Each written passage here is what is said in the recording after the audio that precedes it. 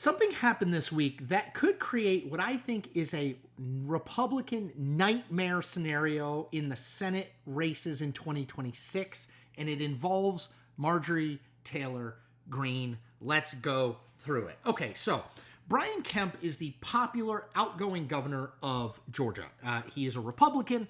He's won 2 terms, and I think everyone kind of expected that he would run for Senate against the freshman Democratic Senator Jon Ossoff in 2026. But earlier this week, Kemp said, no, I'm staying on the sidelines. I'm not going to run. And I think probably he will run in 2028 for president, but that's a whole other video. Okay, so what does that mean? Well, it means Republicans don't have a clear front-running candidate who, not for nothing, polling showed was starting that race ahead of the Democratic incumbent Ossoff. And that means 3 words are going to become very important for Republicans in the next couple weeks and months. Marjorie Taylor Greene. Now, if you don't know Marjorie Taylor Greene, well, you've been under a rock or you don't follow politics at all. She is the most Trumpy, the most controversial member of the U.S. House. She represents a very Republican district in Georgia. She has become a huge national figure among the MAGA base. And she says and does things that no other politician, even this side of Donald Trump, says and does. Now, here's why it matters. Marjorie Taylor Greene doesn't do much in the House, right? She's not a legislator in any meaningful way. She is in this for the attention dollar. She is in this for the opportunities that being in office create for her in other facets. Being a talking head, being sort of a MAGA star.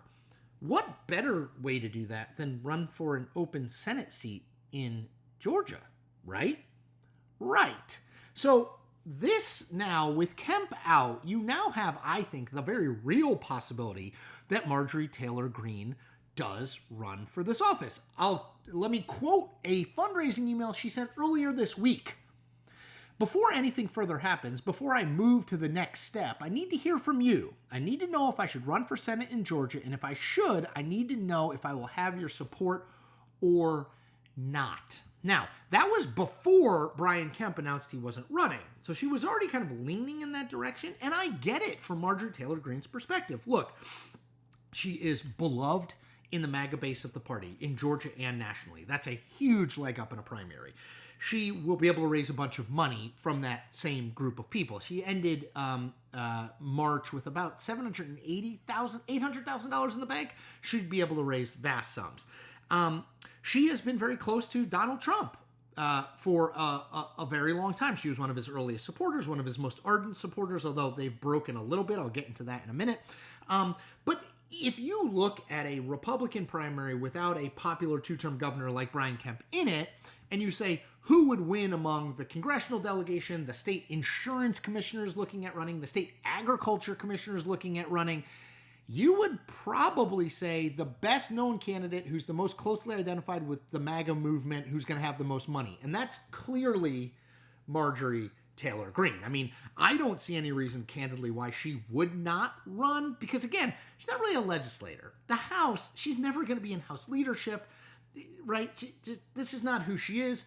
The Senate's a bigger perch. You only have to run every 6 years. Now you're a senator. Even if you lose, it probably ups your Q rating and your value to the MAGA world, Newsmax and Fox News, et cetera, et cetera. So if I'm her, I don't see why you don't run. But her running would be an absolute nightmare for the Republican Party. And I'm going to explain why right after I ask you to subscribe to this channel. And the pitch I always make is simple. Independent in 2 really important ways. 1, independent of billionaire owners and independent of corporate media owners. I'm my own boss. It's just me. What you see is what you get. I will never take direction from someone. I will always tell you what I think. I will not worry about what that means for my stock prices because I don't have a stock price, or my shareholders because I, at least right now, don't have shareholders.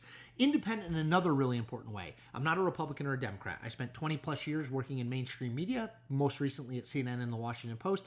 I am going to call balls and strikes no matter what uniform the batter at the plate is wearing, and I hope you can support that. If you 75,000+ people have become subscribers, I hope you join them today. Okay, so the first part of the video, I broke down why Marjorie Taylor Greene, got my coffee here, why Marjorie Taylor Greene probably will run, and I think starts the race as a front runner to be the Republican nominee. Now let's talk about why she would be a nightmare. Okay. If you know anything about her, she's extremely controversial. She has talked about Jewish space lasers. She has talked about the COVID vaccine doesn't work and makes you sick. She has talked about virtually any controversial issue she has taken a position on, and I'm not sure that position sells to a general election electorate in Georgia. It sells to the Republican base, no question, but does it sell to a general election audience? I would suggest the early readings on that say no. There was a poll done by the Atlanta Journal-Constitution that showed Brian Kemp, the governor, leading Jon Ossoff 49% to 46%. That same poll, and it came out earlier this week, that same poll showed Jon Ossoff beating Marjorie Taylor Greene by 17 points. Now, you could argue, well, people don't know her that well yet. They get better to know her. The race will close. Georgia is a swing to slightly Republican state. Yes, all of those things are true. But 17-point deficit suggests to me there is a very hard group of people who will not vote for her. And she's not going to change her messaging ever, right? She is who she is. And again, winning the race, a Senate race, would be great. I think she would love to be in the Senate, but losing the race by sticking to your principles and raising your name ID and becoming a bigger figure also serves her interests, because her long-term interests are not being a legislator. Her long-term interests are being a celebrity in Trump and MAGA world, if that makes sense. And, you know, having been a losing Senate candidate isn't the worst thing in the world there. You can parlay that into all sorts of things. Tulsi Gabbard, who lost a Democratic bid for president, is now the director of national intelligence, right? So there's a lot to gain for her. Now, how could Republicans stop Marjorie Taylor Greene, given that she makes the seat much less likely for them to win in an election where Georgia should be an absolutely top target for Republicans? That conversation, I think, begins and ends with Donald Trump. Will Donald Trump wade into that primary, assuming Marjorie Taylor Greene's in it? Does he endorse Marjorie Taylor Greene? If he did, given all her other advantages, she's almost certainly the nominee. It'd be very hard for me to imagine that if Trump didn't endorse her, if Trump endorsed her rather, that she wouldn't win the nomination. Could he stay out of the race entirely? If he did that, I think it would amount to the same thing for all the reasons I've talked about. I think Marjorie Taylor Greene would still win, even if it was a 1v1 race, which it doesn't look like it's going to be. It looks like it's going to be a crowded primary. Even in a 1v1 race, I think she would probably win a primary. The only other option there is, does Trump recruit and endorse someone other than her in the Republican primary? I think the most obvious candidate for that is a guy named Brian Jack. He's a freshman member of Congress, very closely affiliated with Trump World.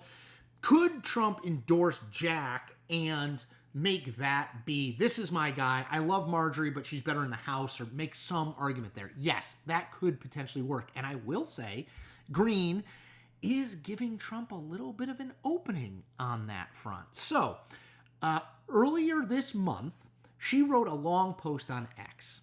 And it starts with this: I represent the base, and when I'm frustrated and upset over the direction of things, you better be clear the base is not happy. She goes on to a number of things. She talks about she campaigned for no more foreign wars. She thinks we're going to war with Iran. She does not like the Ukraine rare mineral deal. She does not like the COVID. The COVID vaccine still has FDA approval. Marjorie Taylor Greene thinks it shouldn't. She wants more high-profile rulings on transgender stuff. She says, when you are losing MTG, you are losing the base. And Trump isn't on the ballot in the future, so do the math on that. She then went on Steve Bannon's show, War Room, very influential among the MAGA base, and she said, it's a lie. There is no wedge between the base and President Trump. The wedge is between Congress and the establishment Republicans that are undermining the president's agenda. Now, I don't know if that's true, but I will tell you what I know is that Donald Trump doesn't like even veiled criticism of Donald Trump, and Marjorie Taylor Greene is offering some veiled criticism that she's basically saying Donald Trump is great, but Republicans in Congress are not adhering to his agenda. I don't know if he's going to hear it that way. So maybe that gives him a little bit of an opening, or opens the door to Senate Republican strategists who are going to say you cannot endorse Marjorie Taylor Greene. And in fact, you can't not endorse. You have to endorse someone against her or she will be our nominee. I don't know. But that is an opening. I will say this. If Marjorie Taylor Greene is the Republican nominee for Senate in 2026 against Jon Ossoff, Republicans will look back at this as a massive missed opportunity. It is the best thing that could possibly happen to Jon Ossoff to face her. She has never demonstrated an ability to win votes outside of the hardcore MAGA base. She's never had to in her House district. She seems to show no inclination to trying to broaden her appeal out.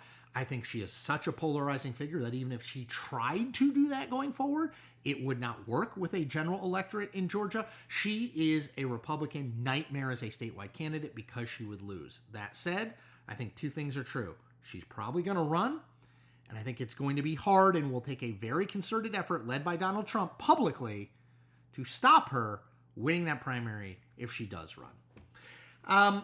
As always, a couple things. Subscribe, as I said earlier. Independent, not controlled by any media organization or billionaire. Independent, not controlled by either party, telling you like it is, not telling you what you need to hear. Other things you can do. Like this video, just give it a thumbs up, and comment on this video. Those things help my content get out to people who are not already subscribers, who I hope will become subscribers. Again, I make 8-ish videos a week, and I do a live stream every Friday.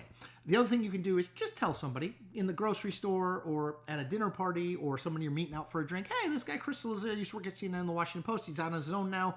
Needs your support. He's doing really interesting, good stuff, if you think I'm doing really interesting, good stuff. So thank you, as always, for your support. I'm so gratified by where we've been, where we are, and where I hope we're growing to. Help me get to 100,000 subscribers.